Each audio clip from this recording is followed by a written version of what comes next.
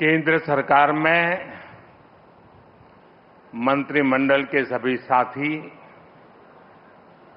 उपस्थित माननीय सांसदगण, सरकार के सभी कर्मचारी, अन्य महानुभाव, देवी और सज्जनों, क्रांति का महीना अगस्त और 15 अगस्त से पहले ये ऐतिहासिक अवसर हम एक के बाद एक आधुनिक भारत के निर्माण से जुड़ी उपलब्धियों के साक्षी बन रहे हैं। यहां राजधानी दिल्ली में ही कर्तव्य पथ, देश का नया संसद भवन, नया रक्षा भवन, भारत मंडपम, यशोभूमि, शहीदों को समर्पित national war memorial, Netaji Subhash Babu की प्रतिमा और अब ये कर्तव्य भवन,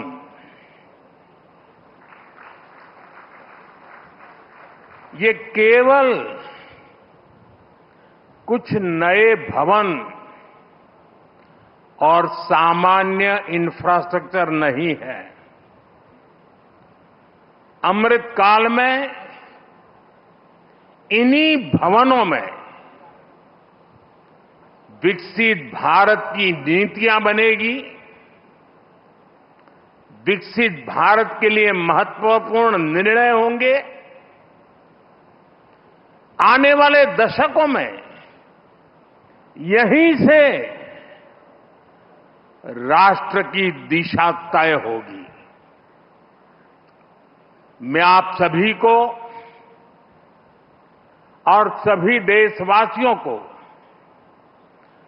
कर्तव्य भवन की बहुत बहुत बधाई देता हूं। मैं इसके निर्माण से जुड़े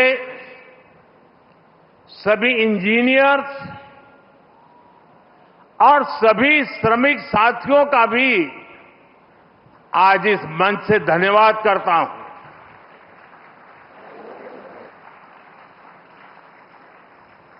साथियों, हमने इस इमारत को बहुत मंथन के बाद कर्तव्य भवन नाम दिया है। कर्तव्य पथ, कर्तव्य भवन, ये नाम हमारे लोकतंत्र की, हमारे संविधान की मूल भावना का उद्घोष करते हैं। गीता में भगवान श्री कृष्ण ने कहा है, न मे पार्थ अस्ति कर्तव्यम त्रिषु लोकेषु किंचन नानवाप्तम अवाप्तव्यम वर्त एव च कर्मणि।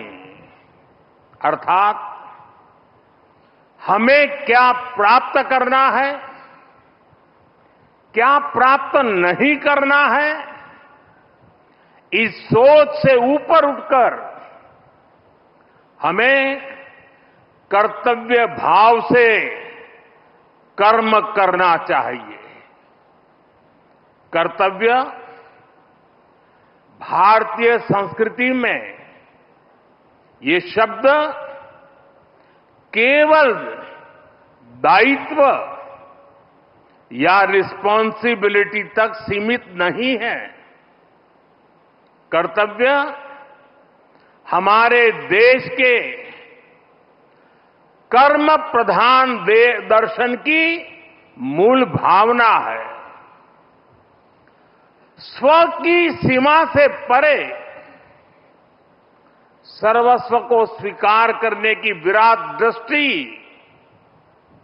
यही कर्तव्य की वास्तविक परिभाषा है। और इसलिए कर्तव्य ये सिर्फ इमारत का नाम भर नहीं है, ये करोड़ों देशवासियों के सपनों को साकार करने की तपोभूमि है।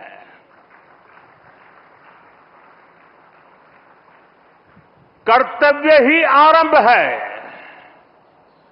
कर्तव्य ही प्रारब्ध है।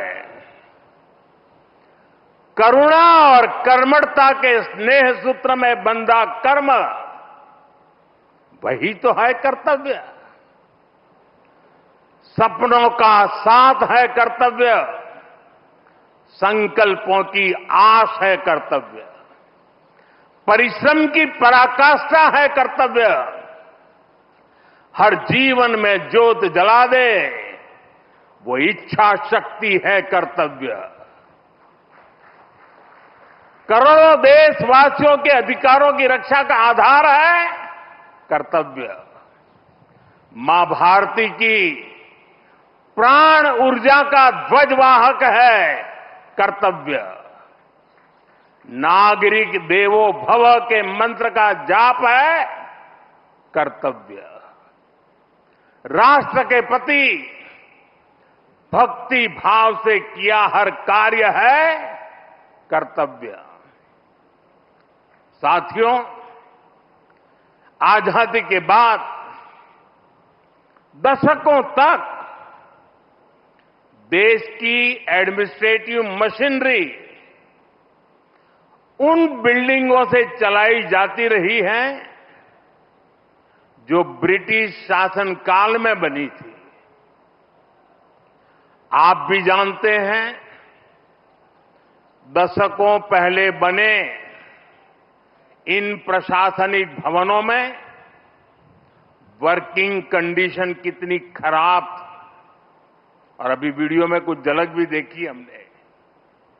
यहां काम करने वालों के लिए न पर्याप्त स्पेस है, न रोशनी है, न जरूरी वेंटिलेशन है। आप कल्पना कर सकते हैं, होम मिनिस्ट्री जैसी महत्वपूर्ण मिनिस्ट्री करीब 100 साल से एक ही बिल्डिंग में अपर्याप्त साधनों के साथ चल रही थी। इतना ही नहीं, भारत सरकार के अलग अलग मंत्रालय दिल्ली के 50 अलग अलग जगहों से चल रहे हैं। इनमें से बहुत सारे मंत्रालय तो किराए की बिल्डिंग में है। इनके किराए पर जितने रुपए खर्च हो रहे थे, वो अपने आप में बहुत बड़ा आंकड़ा है। और वैसे पूरा हिसाब लगाएं तो बहुत बड़ा है, लेकिन अगर मोटा मोटा हिसाब लगाएं तो 1,500 करोड़ रुपया प्रति वर्ष इसमें जाता है। इतनी बड़ी राशि भारत सरकार अलग अलग मंत्रालयों के सिर्फ किराए पर खर्च कर रही है।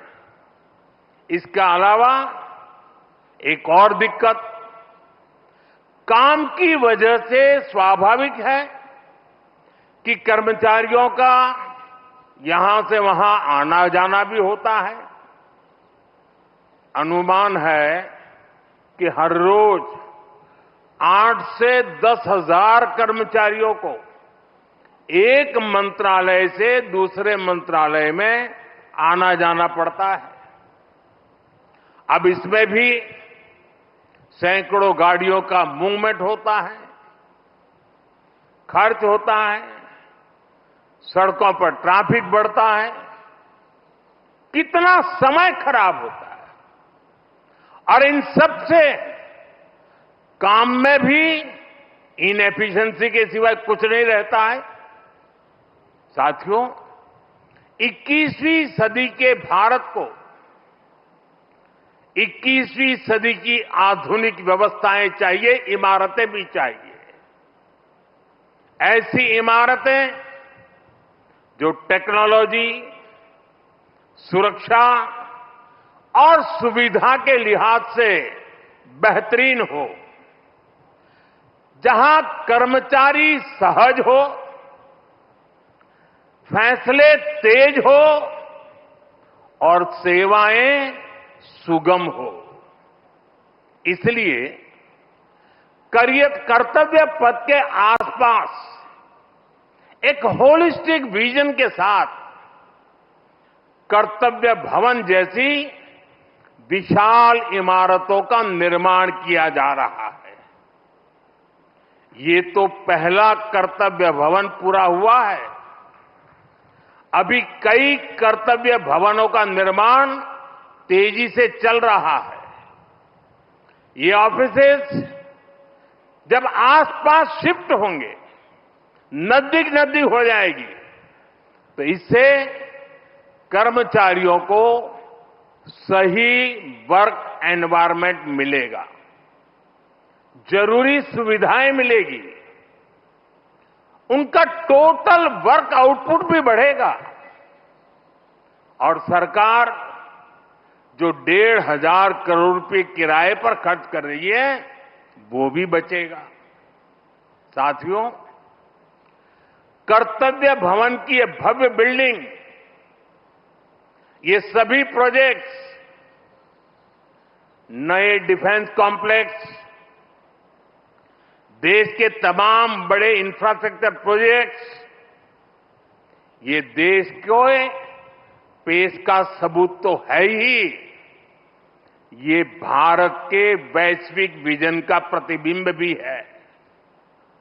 हम दुनिया को जो विजन दे रहे हैं, भारत खुद उन्हें किस तरह अंगीकार कर रहा है, ये हमारे इंफ्रास्ट्रक्चर डेवलपमेंट में दिखाई दे रहा है। हमने दुनिया को मिशन लाइफ दिया, हमने वन अर्थ, वन सन, वन ग्रिड का आइडिया विश्व के सामने रखा। ये वो विजन है जिनसे मानवता के भविष्य की उम्मीद जुड़ी है। आज आप देख सकते हैं, कर्तव्य भवन जैसे हमारे आधुनिक इंफ्रास्ट्रक्चर, ये ऐसे इंफ्रास्ट्रक्चर हैं जिनकी आत्मा प्रो पीपल है और इनका स्ट्रक्चर प्रो प्लेनेट है। कर्तव्य भवन में भी रूफटॉप पर सोलर पैनल्स लगाए गए हैं। वेस्ट मैनेजमेंट के लिए एडवांस सिस्टम को इसमें इंटीग्रेट किया गया है। ग्रीन बिल्डिंग्स का विजन अब भारत में विस्तार ले रहा है। साथियों, हमारी सरकार एक होलिस्टिक विजन के साथ भारत के नवनिर्माण में जुटी है। देश का कोई भी हिस्सा आज विकास की धारा से अछूता नहीं है। अगर दिल्ली में संसद की नई इमारत बनी है तो देश में 30,000 से ज्यादा पंचायत भवन भी बने हैं। आज यहां एक और कर्तव्य भवन जैसी बिल्डिंग बन रही है तो साथ ही गरीबों के लिए 4 करोड़ से ज्यादा पक्के घर भी बनाए गए हैं। यहां नेशनल वॉर मेमोरियल बना है, पुलिस मेमोरियल बना है, तो देश में 300 से ज्यादा नए मेडिकल कॉलेज भी बनाए गए हैं। यहां भारत मंडपम बना है तो देश में 1300 से ज्यादा नए अमृत भारत रेलवे स्टेशन भी बनाए जा रहे हैं। यहां बने यशोभूमि की भव्यता पिछले 11 साल में बने करीब 90 नए एयरपोर्ट में भी नजर आती है। साथियों, महात्मा गांधी कहते थे, अधिकार और कर्तव्य एक दूसरे से जुड़े हुए हैं। कर्तव्य के पालन से ही हमारे अधिकारों को बल मिलता है। हम नागरिक से कर्तव्य की अपेक्षा रखते हैं, लेकिन सरकार के तौर पर हमारे लिए भी कर्तव्य सर्वोपरि है। और जब कोई सरकार अपने कर्तव्यों को गंभीरता से पूरा करती है तो वो गवर्नेंस में भी नजर आता है। आप सभी जानते हैं, पिछला एक दशक देश में गुड गवर्नेंस का दशक रहा है।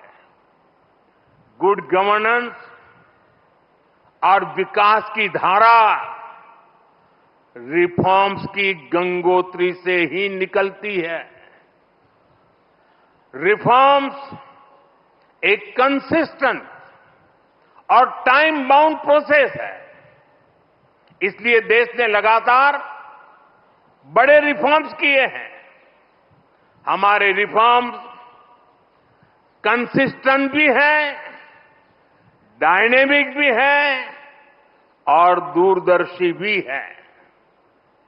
सरकार और जनता के बीच संबंधों को बेहतर बनाना,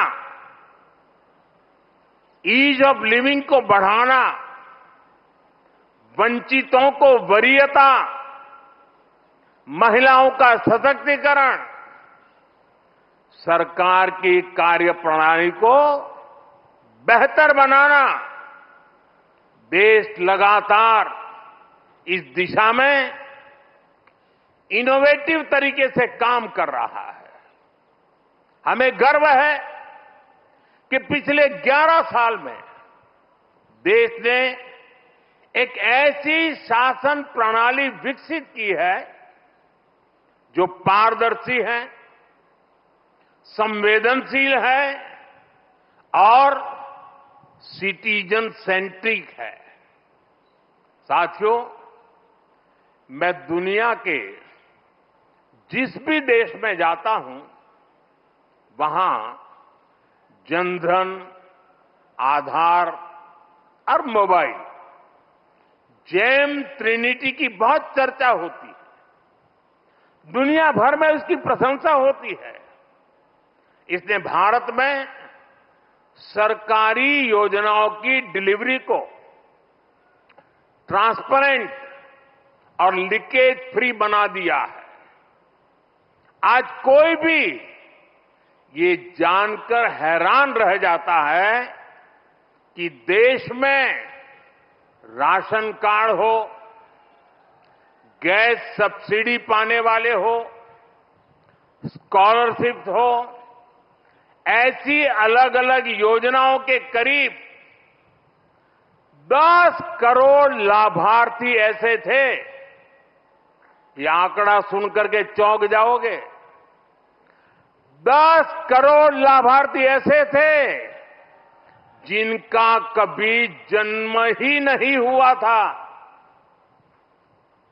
इनके नाम पर पहले की सरकारें पैसे भेज रही थी और वो पैसा इन फर्जी लाभार्थियों के नाम पर बिचौलियों के खाते में जा रहा था। इस सरकार में इन सभी 10 करोड़ फर्जी नामों को हटा दिया गया है और अभी ताजा आंकड़ा है कि इससे देश के 4,30,000 करोड़ रुपए से ज्यादा, 4,30,000 करोड़ रुपए से ज्यादा ये पैसे गलत हाथों में जाने से बचे हैं। आप कल्पना करिए, 4,30,000 करोड़ रुपए की चोरी। अब ये पैसा देश के विकास में काम आ रहा है। मतलब लाभार्थी भी खुश हैं और देश का संसाधन भी बचा है। साथियों, सिर्फ करप्शन और लीकेज ही नहीं, अनावश्यक नियम कायदे भी नागरिकों को परेशान करते हैं। इनसे सरकार की डिसीजन मेकिंग प्रोसेस स्लो होती थी। इसलिए हमने 1500 से ज्यादा पुराने कानून समाप्त कर दिए। कई कानून तो अंग्रेजों के जमाने के थे, जो इतने दशकों बाद भी रोड़ा बने हुए थे। हमारे यहां कानूनों के कंप्लायंस का भी बहुत बड़ा बर्डन रहा है। कोई भी काम शुरू करना हो तो दर्जनों कागज देने पड़ते थे। पिछले 11 साल में 40,000 से अधिक कंप्लायंसेस को खत्म कर दिया गया है। और ये काम अभी पूरा नहीं हुआ है, अभी भी लगातार जारी है। साथियों, यहां भारत सरकार के वरिष्ठ सचिव भी मौजूद है। आप इस बात से परिचित है कि पहले कितने विभागों और मंत्रालयों में किस तरह जिम्मेदारियों और अधिकारों की ओवरलैपिंग होती थी। इससे डिसीजंस अटक जाते थे, काम अटक जाता था। हमने अलग अलग विभागों को जोड़कर डुप्लीकेशन खत्म किया। कुछ मंत्रालय को मर्ज किया गया। जहां जरूरत थी वहां नए मंत्रालय भी बनाए गए। वाटर सिक्योरिटी सुरक्षित करने के लिए जल शक्ति मंत्रालय बना। सहकारिता आंदोलन को सशक्त करने के लिए सहकारिता मंत्रालय बना। पहली बार फिशरीज का अलग मंत्रालय बनाया गया। हमारे नौजवानों के लिए स्किल डेवलपमेंट मिनिस्ट्री बनी। इन फैसलों से आज सरकार की एफिशिएंसी भी बढ़ी है, डिलीवरी भी तेज हुई है। साथियों, हम सरकार के वर्क कल्चर को भी अपग्रेड करने के लिए काम कर रहे हैं। मिशन कर्मयोगी, iGOT जैसे डिजिटल प्लेटफॉर्म हमारे गवर्नमेंट एम्प्लॉइज को इनके जरिए आज टेक्निकली एम्पावर किया जा रहा है। E office, file tracking, digital approval एक ऐसी व्यवस्था बन रही है जो फास्ट भी है और ट्रेसेबल भी है। साथियों, जब हम किसी नए घर में जाते हैं तो हमारे भीतर एक नया उत्साह होता है। हमारी ऊर्जा पहले से कई गुना ज्यादा हो जाती है। अब आप उसी जोश के साथ इस नए भवन में अपने दायित्वों को आगे बढ़ाएंगे। आप जिस किसी भी पद पर हैं, आप अपने कार्यकाल को यादगार बनाने के लिए काम करिएगा। जब आप यहां से जाएं तो ये लगना चाहिए कि आपने देश सेवा में अपना 100% योगदान दिया है। साथियों, हमें फाइलों को लेकर अपने नजरिए को भी बदलने की जरूरत है। एक फाइल, एक शिकायत, एक आवेदन, ये देखने में बस एक रोजमर्रा का काम लग सकता है, लेकिन किसी के लिए वही एक कागज उनकी उम्मीद हो सकता है। एक फाइल से कितने ही लोगों का पूरा जीवन जुड़ा हो सकता है। अब जैसे कोई फाइल जो 1 लाख लोगों से जुड़ी है, अगर आपकी टेबल पर वो एक दिन भी डिले होती है तो उससे 1 लाख मानव दिवसों का नुकसान होता है। जब आप इस नजरिए से अपने काम को देखेंगे तो आपको भी लगेगा किसी भी सुविधा या सोच से ऊपर ये सेवा का कितना बड़ा अवसर है।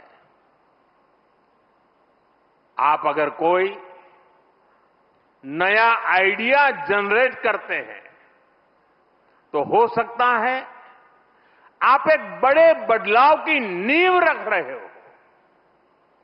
कर्तव्य की इसी भावना के साथ हम सबको हमेशा राष्ट्र निर्माण में जुटे रहना है। हम सबको ये हमेशा याद रखना है, कर्तव्य की कोख में ही पलते हैं विकसित भारत के सपने। साथियों, वैसे आज ये आलोचना का अवसर नहीं है, लेकिन ये अवसर आत्ममंथन का जरूर है। कितने ही देश जो हमारे साथ साथ आजाद हुए थे, वो इतनी तेजी से आगे बढ़ गए, लेकिन भारत तब उस गति से आगे नहीं बढ़ पाया। अनेक वजह रही होगी, लेकिन अब हमारा दायित्व है कि हम समस्याओं को आने वाली पीढ़ियों के लिए छोड़ करके न जाएं।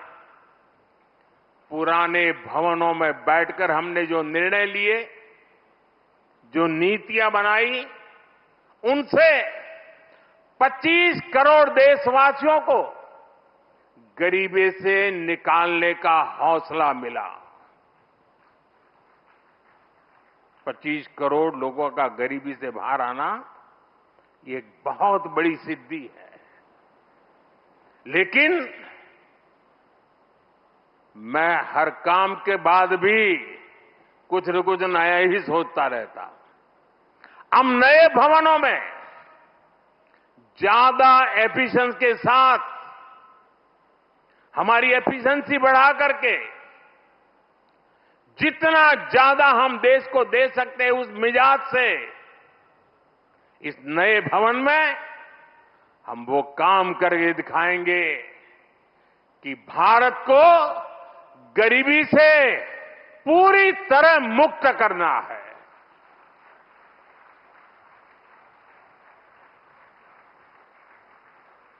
इन्हीं भवनों से विकसित भारत का सपना साकार होगा। ये लक्ष्य हम सबके प्रयासों से ही पूरा होगा। हमें मिलकर भारत को दुनिया की तीसरी सबसे बड़ी इकोनॉमी बनाना है। हमें मिलकर मेक इन इंडिया और आत्मनिर्भर भारत की सक्सेस स्टोरी लिखनी है। हमारा संकल्प होना चाहिए हम अपनी और देश की प्रोडक्टिविटी को स्केल अप करेंगे। जब टूरिज्म की बात हो, पूरी दुनिया से लोग भारत आए। जब ब्रांड्स की बात हो, तो दुनिया की नजर इंडियन ब्रांड्स पर जाए। जब एजुकेशन की बात हो, तो विश्व से स्टूडेंट्स भारत आए। हम भारत की ताकत को बढ़ाने के लिए क्या कुछ कर सकते हैं, ये भी हमारे जीवन का ध्येय होना चाहिए। साथियों, जब सफल राष्ट्र आगे बढ़ते हैं, तो अपनी सकारात्मक विरासत को त्यागते नहीं हैं, वो उसे संरक्षित करते हैं। आज विकास और विरासत के इसी विजन पर हमारा भारत आगे बढ़ रहा है। नए कर्तव्य भवन के बाद ये नॉर्थ और साउथ ब्लॉक भी भारत की महान विरासत का हिस्सा बनेंगे। नॉर्थ और साउथ ब्लॉक को देश की जनता के लिए युगे युगीन भारत इस संग्रहालय के रूप में बदला जा रहा है। देश का हर नागरिक यहां जा सकेगा, देश की ऐतिहासिक यात्रा के दर्शन कर सकेगा। मुझे विश्वास है हम सब यहां की विरासत को, यहां की प्रेरणाओं को साथ लेकर कर्तव्य भवन में प्रवेश करेंगे। मैं एक बार फिर देशवासियों को कर्तव्य भवन की बहुत बहुत बधाई देता हूं। बहुत बहुत धन्यवाद।